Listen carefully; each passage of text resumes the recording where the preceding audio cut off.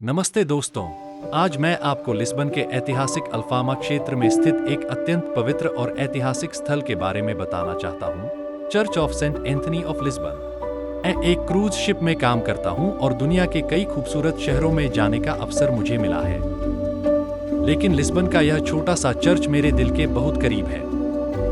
जब भी हमारी शिप लिस्बन पोर्ट पर लगती है, मैं कोशिश करता हूँ कि यहाँ जरूर आऊँ।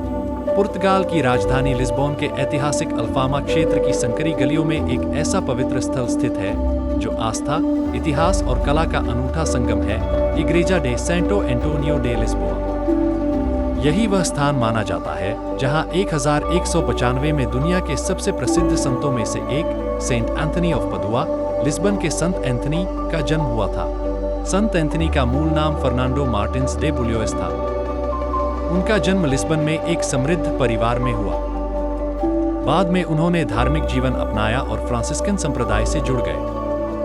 अपनी विद्वता, प्रभावशाली उपदेशों और करुणामयी स्वभाव के कारण वे पूरे यूरोप में प्रसिद्ध हो गए। यद्यपि उन्हें पादुआ के संत एंथनी के नाम से जाना जाता है, लेकिन उनका जन्म लिस्बन में ही हुआ था और यही चर्च उस पावन स्मृति को संजोए हुए है। परंपरा के अनुसार 12वीं शताब्दी के अंत में संत एंथनी के जन्मस्थान पर एक छोटा सा चैपल बनाया गया था। समय के साथ इसे भव्य चर्च का रूप दिया गया, लेकिन 1755 को आए विनाशकारी 1755 लिस्बोन अर्थक्वेक ने लिस्बन शहर को भारी क्षति पहुंचाई। इस भूकंप और उसके बाद आई सुनामी तथा आग ने चर्च को भी नष्ट कर दिया। बाद में पुर्तगाल सरकार और स्थानीय श्रद्धालुओं के सहयोग से चर्च का पुनर्निर्माण किया गया। आज जो इमारत दिखाई देती है वह 18वीं शताब्दी की वास्तुकला का सुंदर उदाहरण है, जिसमें बारोक और रोकोको शैली की झलक मिलती है। चर्च का बाहरी भाग अपेक्षाकृत सादा है, लेकिन भीतर प्रवेश करते ही भव्यता और शांति का अद्भुत अनुभव होता है। अंदर रंगीन संगमरमर, नक्काशीदार वेदियां, सुनहरी सजावट और संत एंथनी की जीवन घटनाओं को दर्शाती कलाकृतियां देखने को मिलती हैं। चर्च के नीचे एक क्रिप्ट, भूमिगत कक्ष भी है, जहां वह स्थान दर्शाया गया है जिसे संत एंथनी का वास्तविक जन्मस्थल माना जाता है।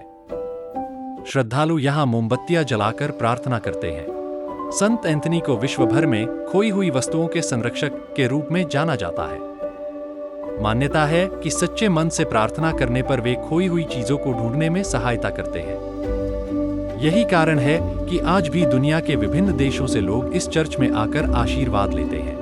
हर वर्ष 13 जून को संत एंथनी के सम्मान में लिस्बन में भव्य उत्सव मनाया जाता है। इस दिन शहर की गलियां रोशनी, संगीत, नृत्य और पारंपरिक जुलूसों से भर जाती हैं। यह दिन लिस्बन का सबसे महत्वपूर्ण धार्मिक और सांस्कृतिक पर्व माना जाता है। चर्च में विशेष प्रार्थनाएं और समारोह आयोजित किए जाते हैं। इस चर्च को पुर्तगाल का राष्ट्रीय स्मारक, नेशनल मॉन्यूमेंट घोषित किया गया है। यह न केवल एक धार्मिक स्थल है, बल्कि पुर्तगाल की सांस्कृतिक पहचान का भी प्रतीक है।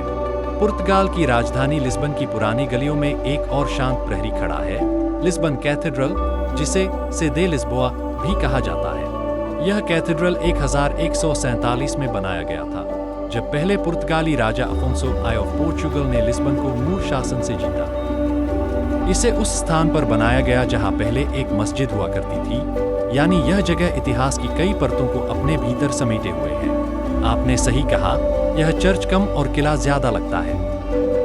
ऐसा इसलिए क्योंकि उस समय शहर पर हमलों का खतरा बना रहता था। इसकी मोटी दीवारें, संकरी खिड़कियां और मजबूत टॉवर रक्षा के लिए बनाए गए थे। यह धार्मिक स्थल होने के साथ साथ सुरक्षा का प्रतीक भी था।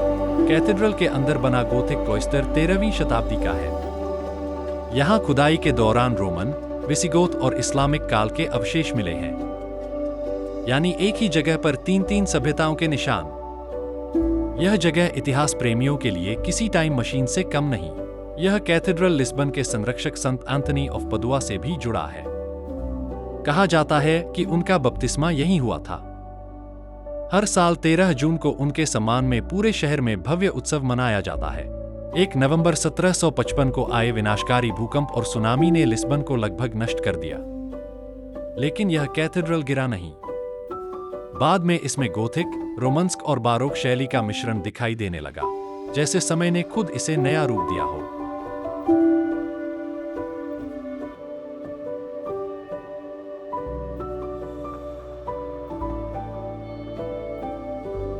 इसके भीतर की शांति, प्राचीन कब्रें और हल्की रोशनी एक आध्यात्मिक वातावरण बनाती हैं। यहाँ कई पुर्तगाली शाही परिवारों और महत्वपूर्ण व्यक्तियों की कब्रें भी मौजूद हैं। जब आप लिस्बन की सड़कों पर चलते हैं तो शायद आपको एहसास भी न हो कि सदियों का इतिहास आपके ठीक सामने खड़ा है, पत्थरों में ढला हुआ पर आत्मा में जीवित। लिस्बन कैथेड्रल सिर्फ अतीत नहीं, यह पुर्तगाल की धड़कन है।